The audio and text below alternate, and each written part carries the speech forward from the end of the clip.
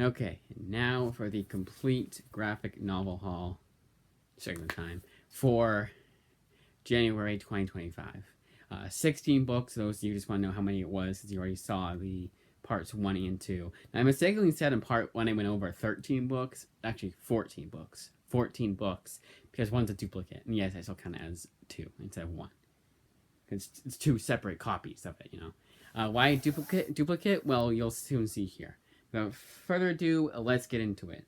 And this month, not only did this month have a lot of books that were in different sizes, shapes and sizes for all graphic novels. So not only were they all in different shapes and sizes, despite them being all by the same publisher, but also,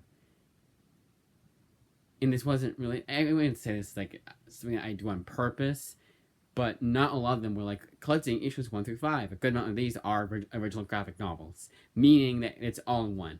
Starting with the first original graphic novel, and it's kind of obvious how small it is compared to other trades, is 4 Letter Worlds. Oh, and these are all by Image, by the way. All published by Image. That's what it's the trend I'm going for right now.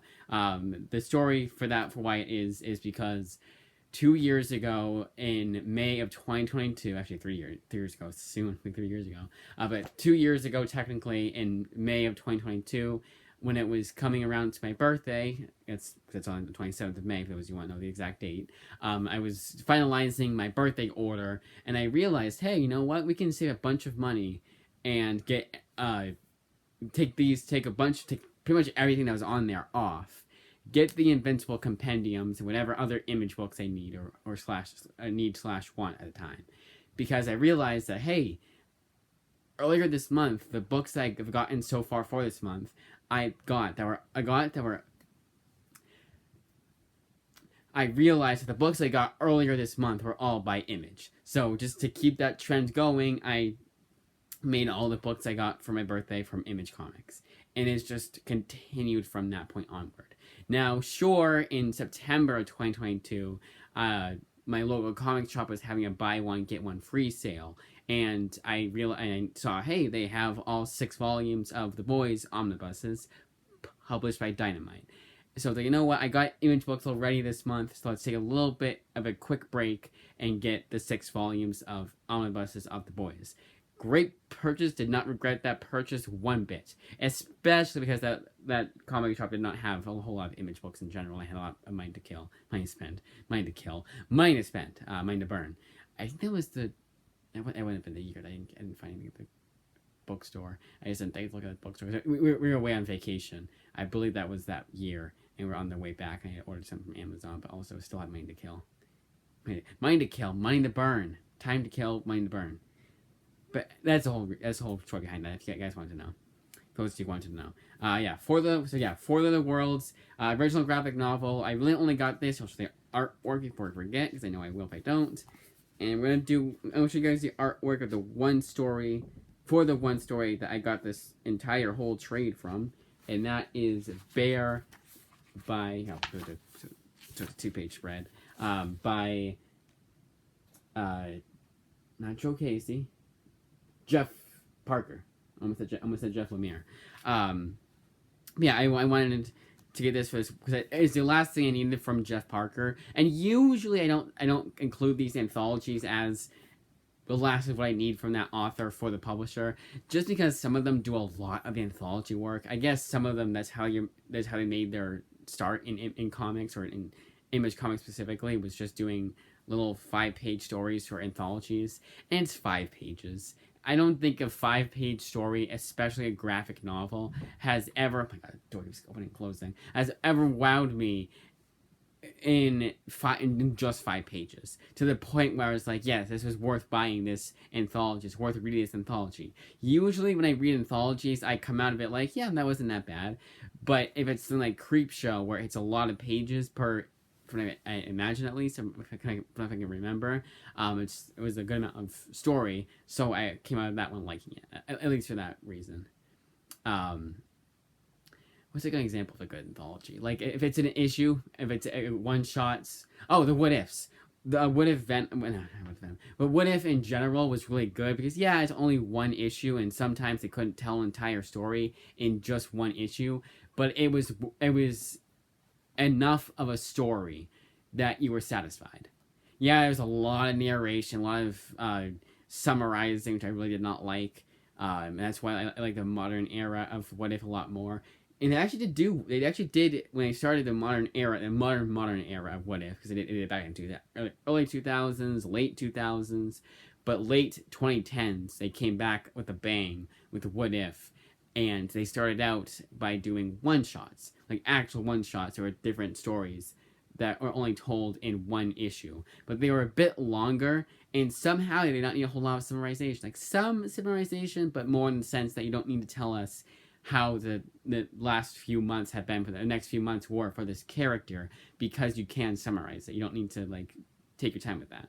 That can be summarized and still get what you want out of that story. So that is a good example of an anthology series doing it right. But this, usually when I read it, it's just like the 5-page. I get enough. I don't hate it, but I never am like super wowed by a 5-page story. Hence why I don't like count it as that.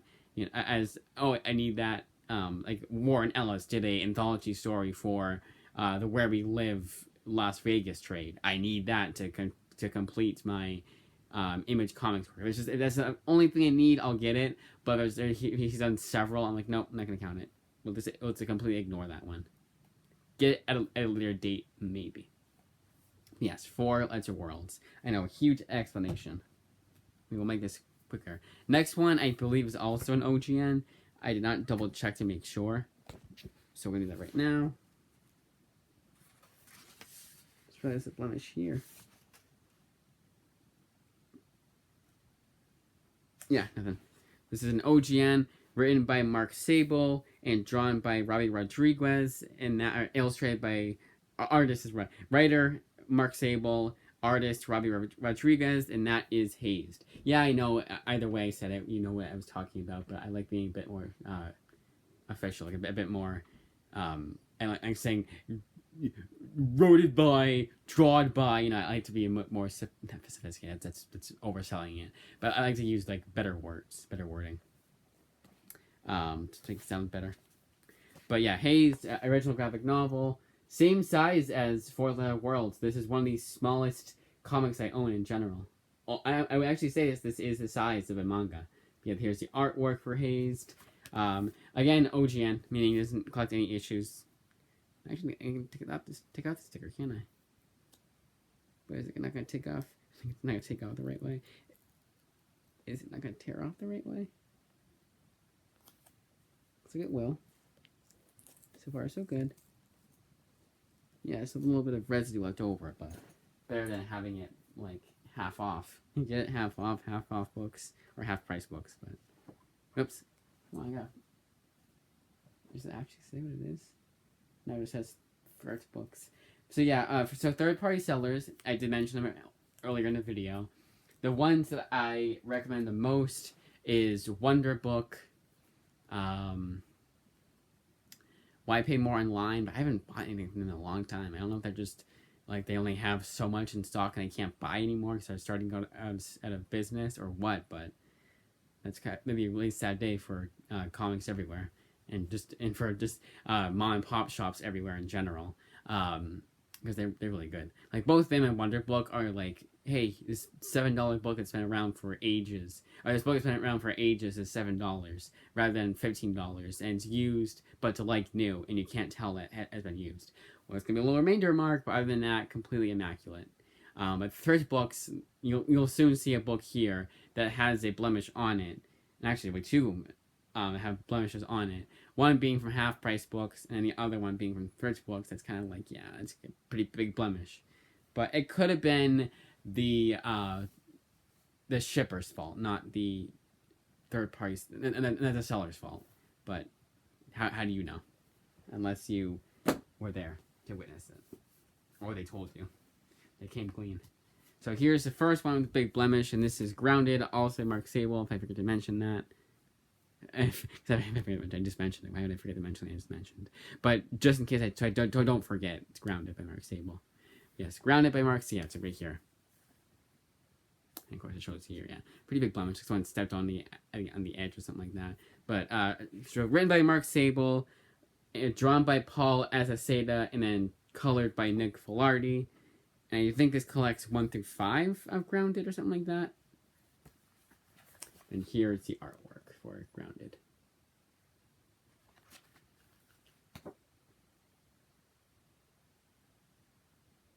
No, 1 through 6. So all 6 issues of this miniseries are collected in here. I assume it's a miniseries. I assume it's a 6-issue miniseries. There was no volume 2.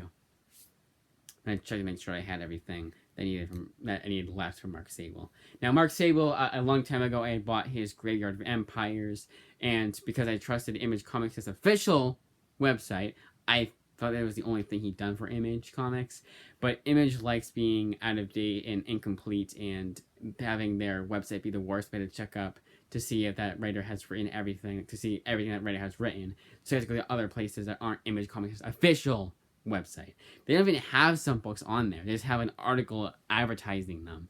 They don't even have their own dedicated page or tells you the price, and it tells you where you can order it, tells you the age rating, tells you a little bit about the book, gives you the ISBN. Sometimes they don't even have a description, that kind of description for a book. They'll say, oh yeah, this book's coming out. Or won't even have that in general. Like, no, nothing. Yeah, because some are older, but in general, it's weird because it's like, well, you have books from 2001 that you have on there in like 1999, and you have it on there. Why not this book? It came out in 2011. It is the weirdest thing. I think the website should go down for like a week or so they can completely revamp things. I wouldn't mind. I use that website every day. It still is a good website. They tell you about they give you news about upcoming books, and sometimes they don't even have an author like on there. Like, I got books by an author called Robbie Morrison, and they don't have this month from Robbie Morrison, and his Image Comics website is non-existent. There's no hyperlink to it. When you look up a book that's written by him, they don't have his own hyperlink. It's the weirdest thing. I don't like it at all. But anyways, so yeah, Grounded by Mark Sable. I know I just showed the artwork. We're on the Fearless. I thought I was still holding Grounded. Fearless by Mark Sable. This time it's drawn by someone Roth. Art is done. Oh no, sorry, I tried 2. So it's co-written by David Roth. But story is done by Mark Sable and David Roth. Art is done by PJ Holden, and colors by Nick Filardi. And here is the artwork for Fearless. And this one, I'm almost positive, was issues 1 through 5. I think that's why I said for Grounded it was 1 through 5, because I was getting confused with this one. Or, it's an OGN. Oh, there it is. No, 1 through 4. I was wrong yet again. So, all 4 issues in this miniseries collected in this volume. Or collected here. All 4 issues collected in this volume. Fearless, written by Mark Sable. Right? Why is it? I forget. Oh, God, I'm so stuttering today. Alright, moving on. Because you guys know what I'm saying. I need to re-say what I already said and try and make things worse. Basically, what I was trying to say is that I feel like I say something like along the lines of this, but I don't know how to say it, kind of thing. I didn't know exactly what I was saying. How to say it. Right, now it's confused. So moving on. Dandelion by Sabir Perzada. Artwork done by Martin Marazzo. Colors by Juha Velti. Oh, this is the first time you guys are getting that actual credits page, because when I went over part 1, my pupils were dilated, so I could not read small print or that print, that kind of print. Super stuttery, Okay, artwork for Dandelion. I already said who it was. We're not gonna say it yet again. That's how we're gonna bypass the stutter. Well, not stutter, or me saying the wrong thing and saying it and not having the right words to use or whatever. It's not the fact I don't have the right words. I can't think of the right words. It's just the way I just was doing it. I don't know. But to avoid that, we're going to move on. So this next one is the one that I have, quote unquote, 2 copies of. Now, this version of Underground I got a while back. However, there's one huge ass thing wrong with it, and that is the fact that even though this was originally published by Image, so the original issues were from Image, and even the bonus story in here is also from an anthology was for Little Worlds, the Steve Lieber story and the Jeff Parker story. Not only was all of that the case, and there's all Image, but there's a trade that was also an Image, but for whatever reason, the newest printing is Oni Press. Kind of annoying. Especially if you're an Image Comics enthusiast, and you thought it was Image Comics. So for the longest time, my Image Comics shelf was tainted by one book that was by Oni Press. Now I do have Channel Zero, the complete collection, which is Dark Horse, but that shouldn't count. That's a complete collection. That's not, a box set of all 5 volumes in that series. It's not 5 volumes. I was just gonna say it is. It's the complete collection that has a bunch of bonuses that weren't collected in those trades. So that's a good reason for it to be collected, by another publisher. Yeah, it would have been nice if it was Image, but at least there isn't a huge excuse in the fact that, hey, this is a complete collection, and he wanted it to be published by Dark Horse. Brian Wood wanted to be published by a Dark Horse, not Image, for whatever reason. Maybe that was when he was being canceled, and Dark Horse was like, you know what, we know you're not at fault here, come take your book over here, and we'll publish it for you. I don't know. I really don't know why they do multiple publishers. I guess maybe they get a better deal by the time the trade comes out, or the newest printing of the trade comes out. I don't know. Or the complete collection, or the hardcover, or the compendium, whatever. Because Letter 44 Compendium is going to be the inverse of Underground, where originally it was published by Oni Press, but now it'll be published by Image. And here's the other copy of Underground. Now, I do plan on reading this book soon, and when I do read it, I will be reading the Oni Press printing, so this one will stay in immaculate condition. It will always be on the shelf. I mean, it's the same exact book, so why not take the older printing with the newer printing be in better condition and stay in its perfect condition? And this was used very good, and used very good for the most part. There won't be that many blemishes. There's a little bit of one here. If you look really closely, you can see there's a little blemish here, but I had to look really close to see blemishes here and there. So that's a really good sign. There is some sticker residue. That's one glaring mistake. One like that. It's not too difficult to look to see. But for the most part, I was used very good. That's why I was so annoyed with The Voice in the Dark, that condition that book came in, because that is not used very good. But I think because of how much I've been spoiled with the conditions of used very good, maybe that's what they meant by it. It still adhered under the guidelines of used very good. But again, spoiled so much that condition looks like used good to me. Not very good, just good, which is obviously a step down from used very good.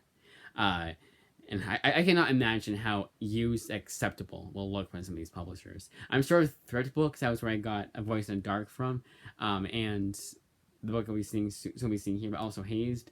I think that I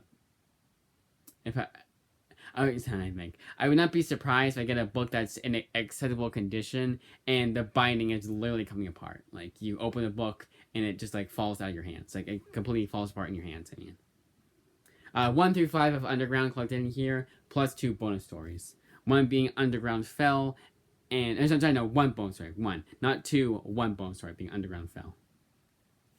Did not mean to confuse you guys there. And that's the case for both printings, too. But it's funny. Put that book away. It's not this month. And like I said before, the Oni Press printing was bought a while ago. Hence, that was a long time coming.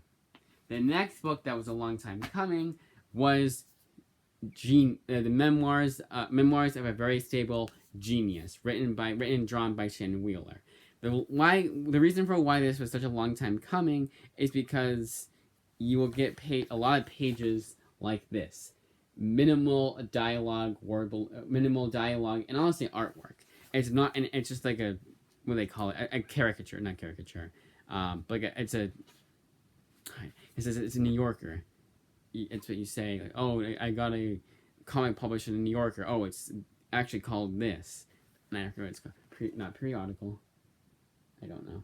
But that is what the aesthetic they're going for. And I'd be fine with that if it was just 10 pages at most. But it seems to be 50 pages. But you will get a lot of pages like this, too. And in fact, the next time we get to those pages, except for one page, it's in color.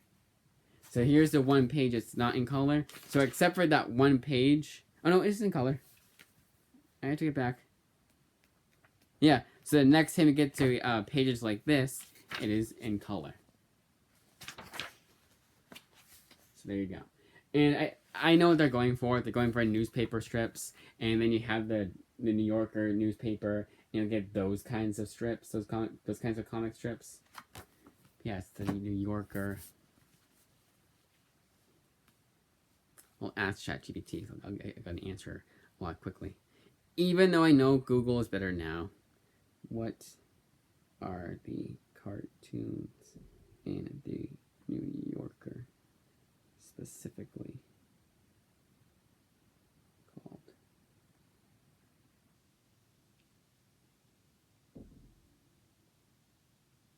No.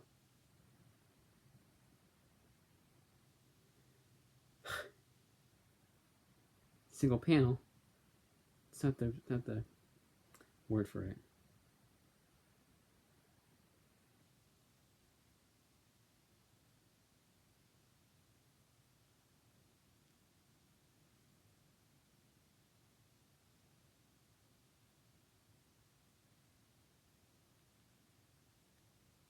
Come on, ChatGPT. No. I don't know. ChatGPT is being stupid right now. Maybe because I overworked it last night. But moving on. Family Tree Volume One, Sapling, written by Jeff Lemire. Artwork done by Phil Hester, Eric Gapster, and Ryan Cody. Unfortunately, I don't know who is the colorist and who does the artist or whatever. Unfortunately, I don't. So I will have to just say that they're the artists. And collecting 1 through 4 for Volume 1 of Family Tree. Now, this is one I've read before. And usually that's because I read the library's copy. This is the one time where this is not the case. Of a book that I bought, and I read it well before I bought the book itself. This one I read for the second time at the end of 2024, and I am very glad I did because it's held up. It was just as good as it was the first time I read it. I do highly recommend it if you like Jeff Lemire, and even then, I wouldn't say it's really Jeff Lemire-esque. Like I said, he didn't do the artwork anyways, so I didn't credit him as an artist.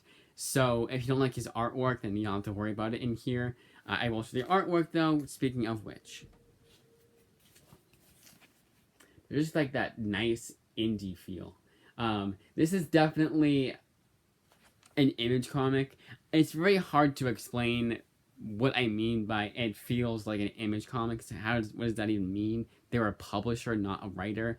But it's just the way that they're structured, the way that they're told, the way that the dialogue can be sometimes, and just the way that just in general, the overall tone and whatever the comic book equivalent is of cinematography, like, you know, the way that their panels move in the conjunction with one another, and they'll try and do like a little tracking shot, and like a 2-page spread kind of thing. It just felt very image-esque.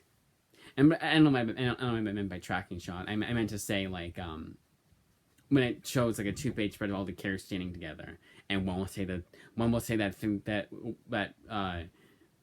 one sentence will end the issue in a suspenseful way. Like they'll be like, one will be holding a gun, and they'll say, "Now let's get this shit done," and then that's the end of the issue because they want to be like that. I like that shit. I know it sounded like I was being negative, but if anything, it's a huge positive for me. I'm a sucker for that kind of shit. But anyways, in comics and movies and video games and anywhere, I like that. That really they can ruin it. Like Ryan North would completely ruin that that for me. And I almost want to say, just in general, like after that, I won't even find it. Like, let's say Garth Ennis is in a really funny way, and then I read a Ryan North comic, and he ruins it. It's like how he ruins everything. He writes, except for Fantastic Four. Apparently, his Fantastic Four run is really good, but his Squirrel Girl is so abysmal that I have no real desire to read anything else he's done, except for his Fantastic Four and his adaptation of Slaughterhouse-Five. He wrote an awful run on Squirrel Girl, but so did Jason Aaron with Hulk, apparently. And Jason Aaron is one of my favorite writers, you know? So, Yes, I think I should check out his Hulk run. But anyways, as I was saying, then Brian North will come along, and that joke will be ruined for me by just one person doing it. Even though Garth Ennis, I'll go back to read that Garth Ennis book, and it won't be, and I won't find it funny at all anymore. Not because you've seen a joke before, but no, just in general, you know. All right, you guys all forgot what I was talking about because how much I prattle about it. So Family Tree Volume One, Sapling 1 through 4, and then I said it would all be you go the credits and to the artwork. So now I'm going to do this back to back because this should not be here. I can actually put that at the bottom there. That works out perfectly, actually. There you go. Glad I put that at the bottom. All right. Next up, you know what? Actually, let me go even further. Next up, we have Kyle Higgins' Hadrian's Wall. Now, for Jeff Lemire and the next writer, I wanted to do the library had them and I bought them myself kind of thing, or just in general, I've read them before I bought them rule. And at this point, because I've gotten so many, and the only ones that I haven't gotten that are written by the same author, and that's the only author that's done, and I can get that all at once, we'll have to wait till my birthday. And surprise, that's a surprise. I won't say what it is right yet, because I also could change my mind too. But I'm trying to do that every month. But we're running on empty here, so I have to break my rule and be like, you know what? I don't have everything by Kyle Higgins. Hadrian's Wall is far from the last thing I need from Kyle Higgins to complete his Image Comics run so far, whatever the hell you want to call that, or whatever the hell you want to call it, or say, however the hell you want to describe it. But that is what I would do. Like, a good example is last month, when I got everything that Greg Rucka had done, I also included works of his the library had, like Lazarus and the Old Guard. I didn't mind including those, even though Lazarus was 8 volumes, and Lazarus was 8 volumes, and the Old Guard was 3 volumes, so 11 books total. I definitely could have spared that money and got something else instead. I didn't mind doing that because I really, really liked Lazarus and Old Guard, respectively. I would say I liked Old Guard a little bit more than Lazarus, but still enjoyed both series immensely, and do not mind owning them in my personal collection, even though the library had pretty much all of Old Guard, except for Volume 3, God forbid, and I think had 6 out of the 8 volumes, actually maybe even 7 out of the 8 volumes for Lazarus. Almost want to go so far as to say they had all 8. But I don't know off the top of my head. 100%. Alright, so then, moving on, we have Hadrian's Wall, written by Kyle Higgins. So yeah, breaking the rule. This is, again, far from the last thing I need from Kyle Higgins. In fact, I actually have also read his series, Cowl, but Volume 3 is coming out in March. So I'll wait till then. Yeah, I could have saved money and waited on Hadrian's Wall too. But I want this right now. It's kind of weird to think about because sometimes I can tell myself, you know what? You'll get that at a later date when you get Cowl. There's no reason to get this. But I couldn't ignore that part of my brain. Alright, so how many issues? Where is the originally published? Here it is.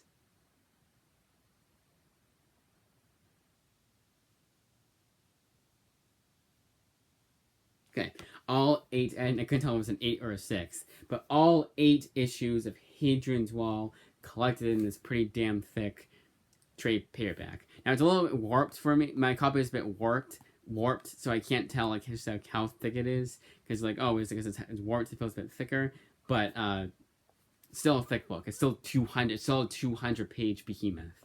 And I say behemoth in the sense that, yeah, it's 8 issues, but I always like a thicker trade paperback for an Image, especially because this one is only $20, but is a fair price. It's a fair price, but it's not like a huge steal. What's my point? And then we have the 10-issue maxi series Tokyo Ghost, collected in 2 volumes. Tokyo Ghost Volume 1, The Atomic Garden, collecting 1 through 5 of Tokyo Ghost, and Tokyo Ghost Volume 2, Come Join Us, collecting 6 through 10 of the series written by Rick Remender, with artwork done by Sean Murphy and colors done by Matt Hollingsworth. Did not even have to check to double check to make sure, because I knew that off the top of my head. Pretty easy, like process of elimination. So Rick Remender is a great example of a writer that I'm never going to get everything he's done for Image, and not just because of the fact that he's currently writing 5 different ongoings for Image. I think actually it's maybe more like 3, because I think at least 2 of them are actually only 1 is a miniseries. The rest are ongoings. Yeah, more like, okay, it's going to be 36 issues, not an actual ongoing where it lasts for hundreds of issues like Spawn. It will eventually tell a story, but we don't know how many issues it will be. So, ongoing. So I don't think you can technically say 36 issue maxi series. Even if the writers say it's going to be 36 issues, we know it, we've planned it, we're good to go. I don't think they will technically say 36 issue maxi series. I know after 10 issues you say maxi series, and before it's 10 issues you say mini series. And 10 is like either or. Like sometimes I said 10 issue mini series, sometimes I said 10 issue maxi series. You know what? We'll appease both sides and say limited series. So 10 issue limited series, Tokyo Ghost. And yes, I will double check to make sure that I'm right.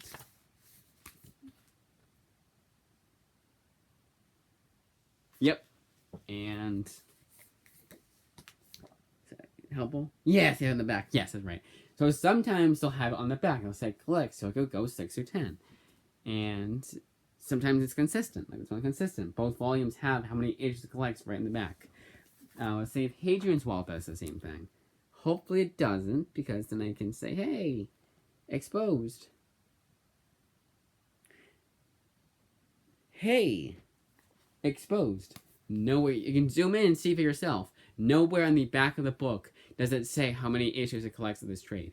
You go inside the book itself. I think it should be on the back. It should be right here, because that's where all the information is, like the age rating, the price tag, the ISBN, and the genres. You got all of that right there. Hey, you have some rum, say collects issues 1 through 8 at the bottom or the top. No reason not to. But it's fine. I know where to go. I wasn't born yesterday in Comic Land. So I know where to look for how many issues it collects, if it collects any issues to begin with. Now this one is the one that really should not count, and I will not be counting, as a graphic novel. This is Zero by Ken Niimura. This is just art. Just art. Yeah, something like this I can technically argue is a comic strip, because it has panels, but I think it's just showing like little thumbnails. I don't think it's an actual story. It's just a lot. It's just more artwork. And that's all this book is. Just his artwork. Covers he's done. Just maybe it's just sketches in general for series he never wrote, or just series it just had the need to draw and drew something random. So that's all this book is. Yes, I'm a completist, so yes, I did get this book. Yes, I'm a complete. It's like a TikTok thing. Yes, I'm blank because I blank. Or no, it's of course I. Yes, I'm an image. Yes, I'm a comics completist. Of course, I buy art books. I'm never gonna read myself afterwards, and blog comics, and I'm never gonna read myself afterwards. And it's gonna take up storage space on my shelf. But they're all like smaller books. It's not like it was a huge ass 1,600 page omnibus worth of just sketches and everything like that. I would probably pass up on that at that point, but it was cheap enough, and it was a nice, and used yet again another nice advertisement for why Hugh's very good is sometimes a worthwhile sacrifice, because you really cannot tell there's anything wrong with this book, anything substantial. A little bit of shelf wear here, but very minimal. Again, I gotten books from Amazon, new condition, worse than the condition of this book. Gem City Books Ohio, by the way, gave me this. And they're another fantastic third-party seller. Maybe it like used like new never actually means, unless it's Amazon themselves. The Amazon is a shipper and seller. Or it's prime shipping, so they can get away with it. But I think used like new isn't actually used. But they have like a remainder mark, or they have to say, well, technically someone probably could have read it because it was at a comic shop for so long, and then the comic shop went out of business, so then we bought their comics and then we're selling them on our end to make extra money maybe. But I don't know. Moving on, we have Ken Niimura's Henshin. Unlike his Zero, this is an actual comic book. Technically a manga. So there's the artwork for Ken Niimura's Henshin. My first manga I technically owned. And when I say technically, well, manga, when I think of manga, I think like Japanese writer, Japanese publisher, Japanese everything. Except for, of course, when it's translated to English. Yeah, it's got torn off, actually. Ugh, it's terrible. See, I can see where it got. It's not the fact that it got bunched up, it's got torn. So it's just annoying. It does not affect reading the book at all. In fact, I'm going to do it towards the middle and see how it looks underneath. Yeah, it looks fine. Although, I don't know. It's a little open. See? Here. I don't know if you can see that, but the eye is coming out a little bit more than it should. It's fine though. I don't like it's such a small blemish. And I'm always like, when I books in my personal collection, I always read with delicate care to begin with. So, you know, it won't matter. But still annoying because, like, there shouldn't be a blemish there to begin with when I buy used like new. When I sacrifice used like new. And there's also thrift books. And if I trailed off, I think I did, I was trying to say that actually, I did say it. Thrift books and half-price books are the worst. Everything else is fine. Like, I've had no other issues, like, even ones I don't really recognize, other than, I bought them, how many times I bought from these guys? Maybe once before, like, Bookworm and New Dimension Comics, which actually I bought from 3 times now. I can remember off the top of my head. All those other third-party sellers are awesome. I got another used very good book from New Dimension Comics, and again, you could not tell that there was anything substantially wrong with that book. Used very good is usually one big blemish. Like if I got Henshin used very good, I could tell, there's a blemish there. I'm sorry if I accidentally said used like new, I meant to say used very good. But used very good, usually I look for the blemish, and I can usually find it. But sometimes I can't find anything. And that's how I know. And that's a great thing for those third-party sellers to do, is to almost lie about that. But it's in better condition than what they said initially. Alright, so moving on. White Dresser by Robbie Morrison. White Death, written by Robbie Morrison, with artwork done by Charlie Adlard. And like with Henshin and the remaining 2 books, this is an OGN. Meaning it was not collected anywhere else beforehand. Maybe it was collected in like anthology stories. But even then they'd say that. They tell you. I think they have to second tell you. Heretic, written by Roy Morrison, drawn by Charlie Adlard. Yet again in black and white. So you have that really nice Walking Dead type style artwork. Like, looking at it from afar, I honestly almost can't tell. Yeah, I love this kind of black and white artwork. If a comic has to be in black and white, then Charlie Adlard, they should go to the Charlie Adlard school of black and white artwork.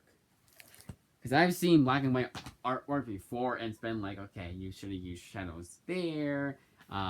Use at least like something to make it distinct between this guy and that guy, because they're each fighting and it's kind of hard to see. Manga is a bit like that, like Berserk was a bit like that, but it's still great artwork regardless. It's not an example of bad black and white artwork. That was just how the way the book was too. It's just so fast paced sometimes that even the action, even if you're looking at it very closely, even then it seems to be too fast paced for your eye to make out anything, or your eyes to make out anything. Technically, I have 1.5 eyes because I'm legally blind in one. And last but not least is Traces of the Great War. Yet again, written by Roy Morrison. Oh wait, there's more than that. It's not really that helpful because Charlie Adlard. So Charlie Adlard did do the artwork for the Robbie Morrison story in here. Let's see. Yep. So every book that Robbie Morrison has done for Image, he always has Charlie Adlard do the artwork with him. That is so funny. Now I'm just gonna go over the. So if I recognize a writer, I will mention them. So far, nothing. I'll show you the credits page after, if just in case you guys didn't know. Joe Kelly and Ken Niimura. That's pretty cool, pretty funny. Ian Rankin, Sean Phillips, and ironically enough, this story is called War Games. So it's funny. It sounds like a movie I've seen, and I recognize two writers, or the writer and the artist, respectively. Simon Armitage, but the only because there's an Armitage, the Armitage family from some book or some movie. I think it's a movie, TV show maybe. Talbot. I know what Drew Talbot. I don't know specifically, but there's a Drew Talbot who makes amazing content on TikTok. I think is his main fight, but I watch him through YouTube Shorts. YouTube's answer to TikTok. Yeah, no. So not a whole lot of recognizable names. In fact, a lot of them are foreign. They had like that little dash with their E's and the A's. So they're foreigners.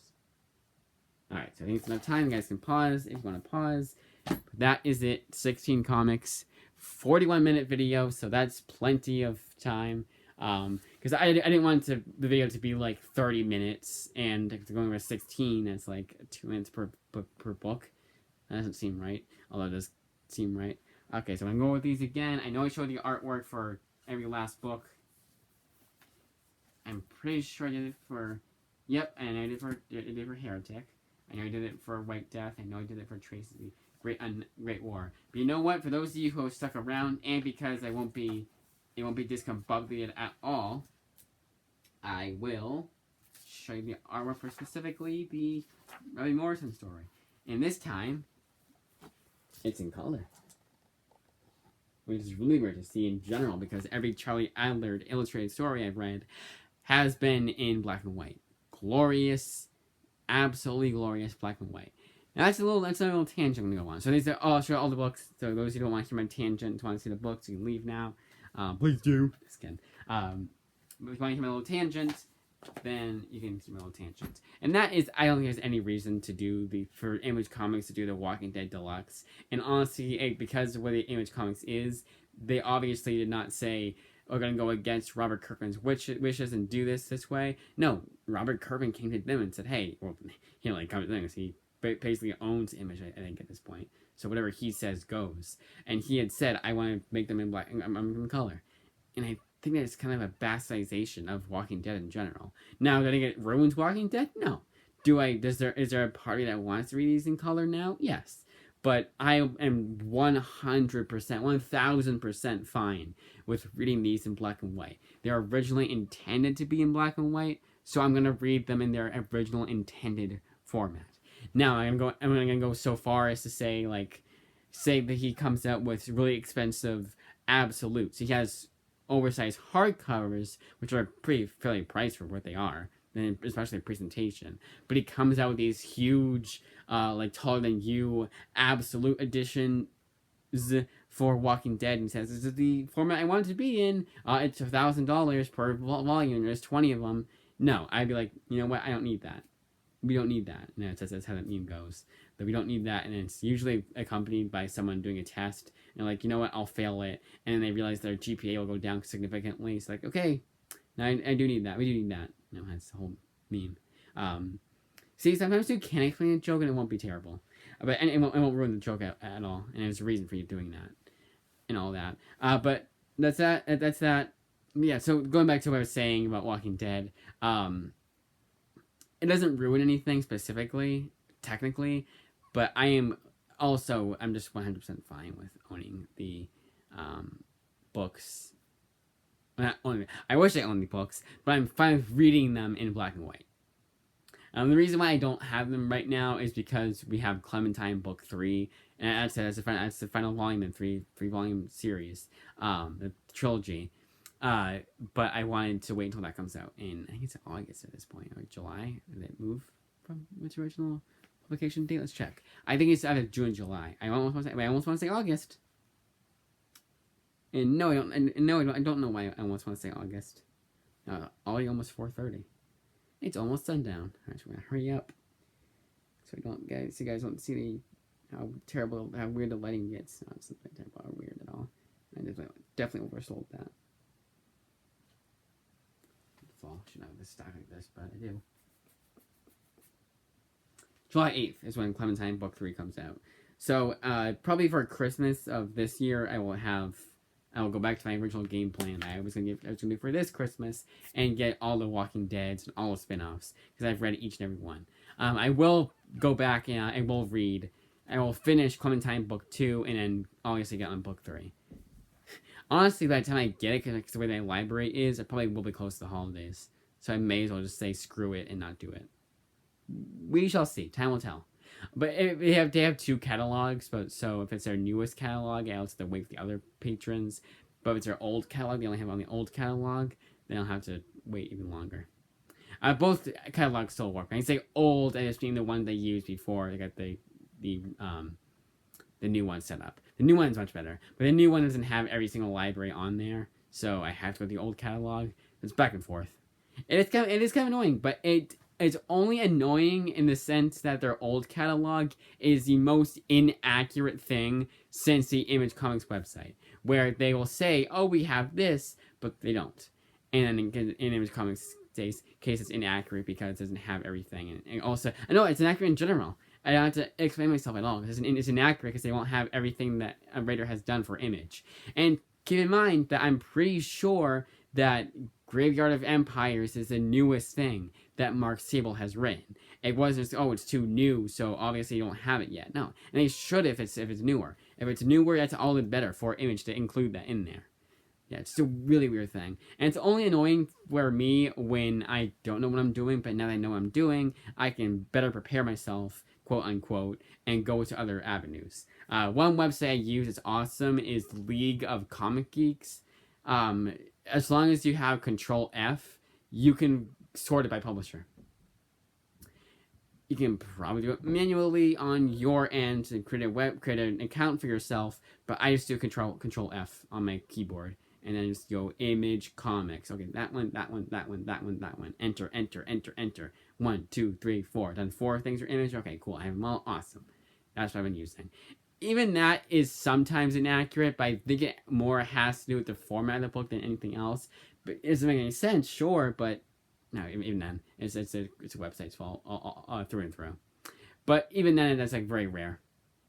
So I still use them. I would say 9 times out of 10 they are accurate, whereas for Image it's 7 out of 10, maybe closer to 6. Let's say 6.5. So 65% of the time Image Comics is accurate, and 98% of the time League of Comic Geeks is accurate.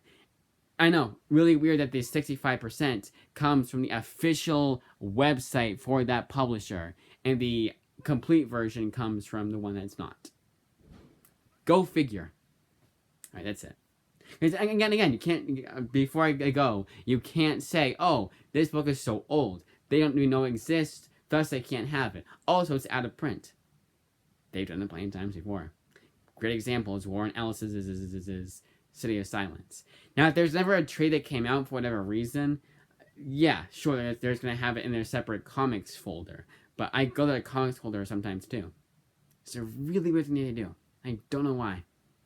But anyways, that is that. We'll make it 50 minutes. So this will be uploaded on the 1st of the month, which is a Saturday. Yes, that does piss me off. No, I'm not holding off till Monday, so I have a video for next week. Next week's video will be kind of weird. And those of you who want to know why, will have to wait. But that'll be next week's video. And beyond then, I don't know. I'm trying to get those books finished. So I'm trying to get some books finished so I can do my comic reviews and be back on schedule, but time will tell. I'm glad I named that video, and I was accurate when I said, and I was right when I said that I bit off a lot more than I could chew with this comic haul, or with this, not comic haul, but the books I'll be reading for the next few weeks. I really hope I didn't call it a comic haul. I didn't confuse people. Because one person commented, you have a lot of comics, you have a lot of nice comics. And I just realized now that he wasn't... I always said, oh, nice, that's cool. He knew that they're all my PC.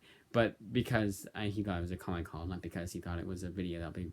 the comics I'll be reading the next few weeks. Because that isn't a comic haul. Those are comics that I owned before, showed up before, in like May of 2022 and June of 2011, 2021, and July of 2019. It's a bunch of books from whenever they bought, whenever I showed them off. And maybe some I didn't show because they're that old.